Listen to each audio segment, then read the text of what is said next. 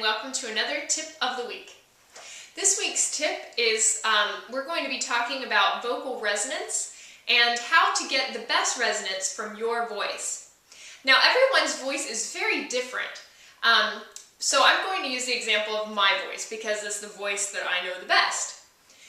When I want to get resonance, I think of what's called the vocal mask. The vocal mask is actually pretty important because it means, when we say vocal mask, it means this part of our face right here, and it means the place in our face where we feel pressure when we have the best resonance for our voice, or the most resonance.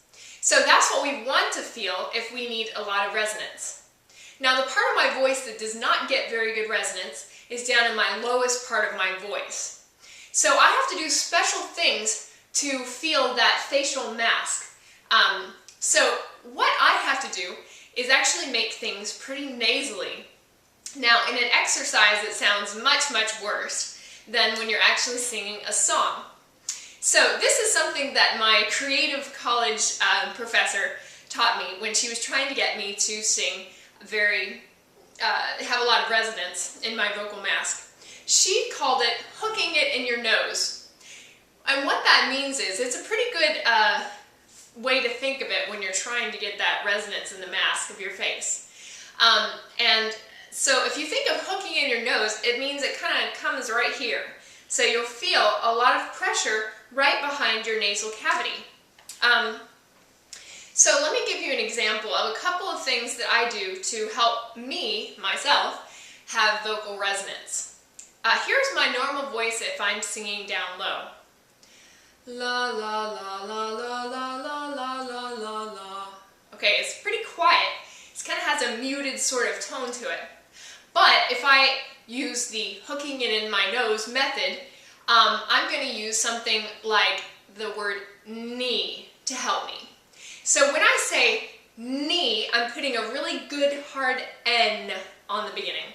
N as in new.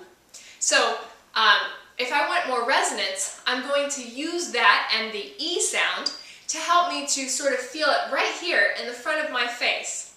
So this is what it's going to sound like. Knee, knee, knee, knee, knee, knee, knee. Now that doesn't sound very good by itself, but it helps me to put it in the front of my face so that it can get more resonance there. So that's one really helpful thing that you can do. The other thing that my college professor thought was a very creative way to do was she showed me a song where someone sings with a very heavy New York type accent. So, so if you can do a New Yorker accent, which I can't very well, but you do it very nasally, that will help you to sort of get it in the right place so that you can sing your low notes down there. So, let's see, let me think of an example. Well, I'll just sing a couple of words with that sort of nasally sort of sound and give you an example of what it would sound like. I play piano, da da da da da da da. Now I've said it, so I've got it stuck in my nose now. So that's one way that you can use the vocal mask and help you to find that resonance, especially in your lower voice. That's usually where it is for women, where it doesn't have as much resonance. So I hope that's helpful, and good luck practicing.